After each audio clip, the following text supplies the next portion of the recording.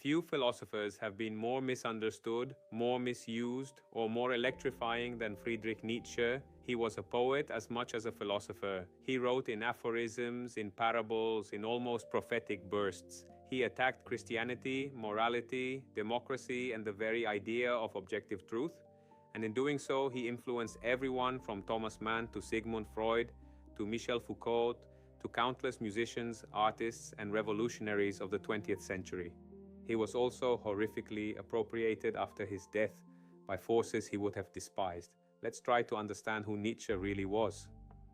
Friedrich Nietzsche was born in 1844 in Rocken, Prussia, the son of a Lutheran pastor who died when Friedrich was only 5.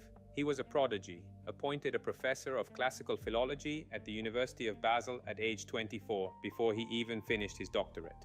He became friends with the composer Richard Wagner, whom he initially idolized and later bitterly attacked. He suffered from severe and mysterious health problems his entire life: migraines, vision problems, digestive issues, and these intensified as he aged. In January 1889, at age 44, Nietzsche collapsed in Turin. He spent the last 11 years of his life in a state of mental collapse, unable to work. His sister Elizabeth, who was a nationalist and anti-Semite, everything Nietzsche hated, took control of his unpublished writings and systematically distorted them to support ideologies he had explicitly condemned. This manipulation contributed to the terrible misuse of Nietzsche by later fascists, a tragedy for one of the most passionate critics of nationalism and anti-Semitism in 19th century philosophy. Let's start with his most famous proclamation: God is dead. This is not a triumphant atheist declaration, it is a cultural diagnosis and a warning. Nietzsche is saying that the belief in the Christian God, which had organized European civilization for over 1,000 years, had become untenable. The Enlightenment, science, historical criticism, these had killed God in the sense that educated Europeans could no longer genuinely believe.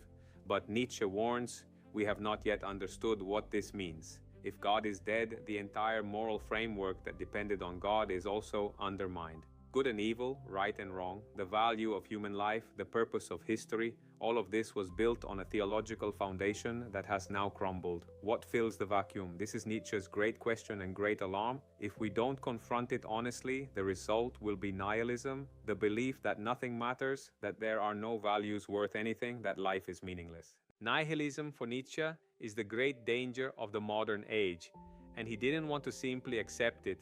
He wanted to overcome it. To understand his alternative, we need to understand his critique of traditional morality.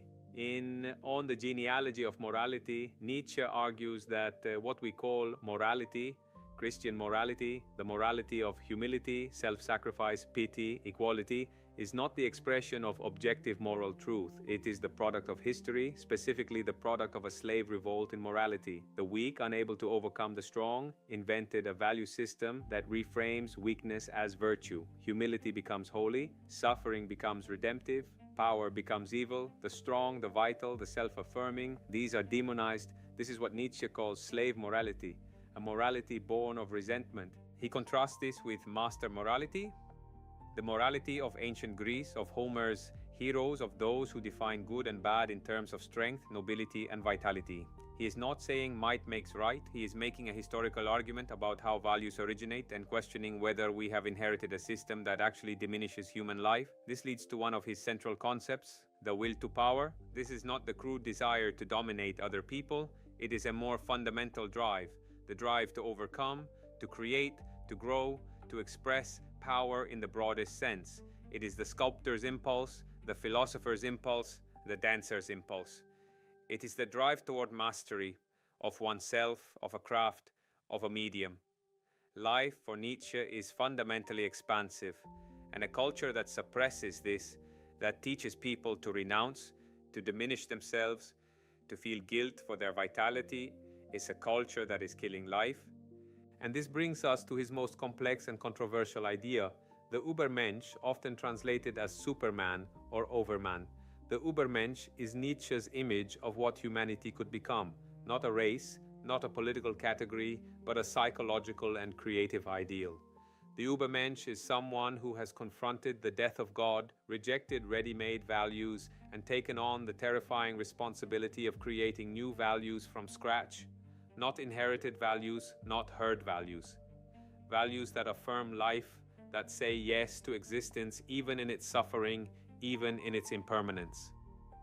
Closely related to this is perhaps Nietzsche's most philosophically radical idea, eternal recurrence. Imagine he says that you must live your life again exactly as you have lived it, infinitely for all eternity. Every joy, every pain, every decision, every mistake, every boredom, all of it again and again without change. Could you say yes to that? Could you will that your life recur eternally? This is not a cosmological theory. It is a psychological and existential test. If you can say yes, you have achieved a total affirmation of life. If you can't, perhaps it's time to change the way you're living. Nietzsche is a difficult, demanding, and sometimes infuriating philosopher. His prose is brilliant and deliberately provocative. He attacks what is comfortable, he refuses easy consolation. He tells us that truth is difficult, creation is painful, and living fully requires courage. But what he also gives us is a fierce love of life. Not a pampered, comfortable life, but a life of genuine engagement, honest self-examination, and creative courage.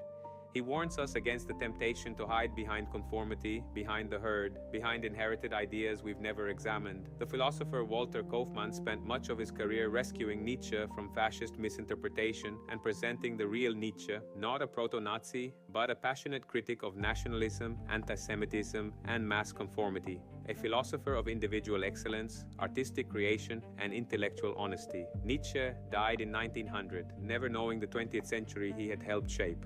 His influence was seismic, on existentialism, on postmodernism, on art and literature, on psychology. And his central question remains as urgent as ever. In a world where inherited meaning has collapsed, how do we create new values? How do we say yes to life?